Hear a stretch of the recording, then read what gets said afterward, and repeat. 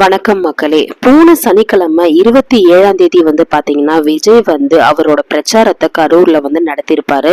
So இப்ப பாத்தீங்கன்னா இந்த ஒரு நியூஸ் கேட்டதும் நம்மளுக்கு திடீர்னு ரொம்பவே அதிர்ச்சி ஆயிருக்கும். கிட்டத்தட்ட 40 பேர் அந்த பிரச்சாரத்துல கூட்ட நெரிசல்ல உயிர் இழந்திருக்காங்க அப்படின்னு சொல்லிட்டு நம்மளுக்கு தகவல் கிடைச்சிருக்கும். கேட்கும் போது ரொம்பவே வருத்தமா இருந்திருக்கும்.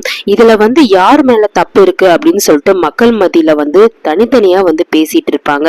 ஏன்னா டிவிக்கே நிறைய நிபந்தனை சொன்னாங்க. அதாச்சும் எங்களுக்கு இந்த ரோடு வேணாம், வேற ரோடு கொடுங்க, ஏன்னா இங்க மக்கள் நெரிசலா இருக்கும் நின்னா அப்படின்ற மாதிரி சொல்லியிருப்பாங்க. ஆனா அதுக்கு அனுமதி மறுக்கப்பட்டிருக்கு அப்படின்னு தெரிய வந்திருக்கு.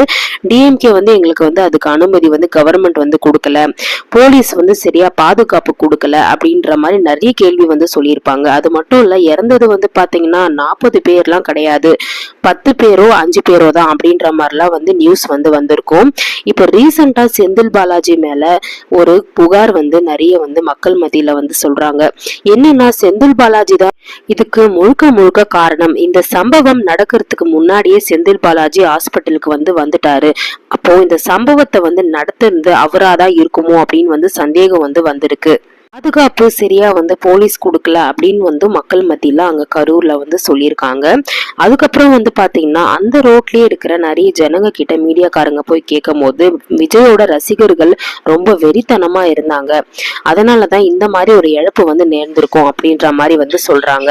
சோ யார் பக்கம் தப்பு இருக்கு அப்படின்றது இனிமேல் தான் போலீசார் பக்கத்துல இருந்து விசாரிக்கப்படும் அப்படின்னு நியூஸ்ல போட்டிருக்காங்க. போன மாநாட்டிலே விஜய் சொல்லியிருப்பாரு, இந்த மாதிரி பிரெக்னன்ட் லேடிஸ், குழந்தைங்க, வயசானவங்க இந்த மாதிரி ஒரு விஷயத்துக்கு மாநாடுக்கெல்லாம் வராதீங்க, பிரச்சாரத்துக்கு வர வேண்டாம் அப்படின்னு சொல்லிட்டு வார்ன் பண்ணியிருப்பாரு. ஆனா அதையும் மீறி கூட்டிட்டு வந்தது அது மக்களோட தப்பு அப்படின்னு மக்கள் மத்தியிலயும் சொல்லப்படுது. இன்னொரு விஷயம் என்னன்னா, கரூர் பொறுத்த வரைக்கும் அது பாத்தீங்கன்னா செந்தில் பாலாஜியோட கோட்டை. அதுல பாத்தீங்கன்னா நீ என்ன பத்தியே பேசிட்டு கட்சிக்கு ஒரு வருஷம் கூட ஆகல முழுசா, நீ என் ஊர்ல என்ன பத்தியே பேசிட்டு நீ எப்படி போவ அப்படின்னு சொல்லிட்டு செந்தில் பாலாஜி தான் இந்த சூழ்ச்சியை பண்ணிருப்பாரு அப்படின்னு சொல்லிட்டு ரீசெண்டா சவுக் சங்கர் மீடியால சொல்லியிருப்பாரு.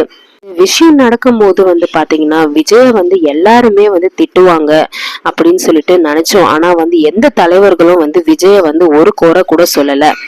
இறந்த குடும்பத்துக்கு விஜய் பாத்தீங்கன்னா 20 லட்சம் ரூபாய் கொடுக்கறேன் அப்படின்னு சொல்லியிருப்பாரு.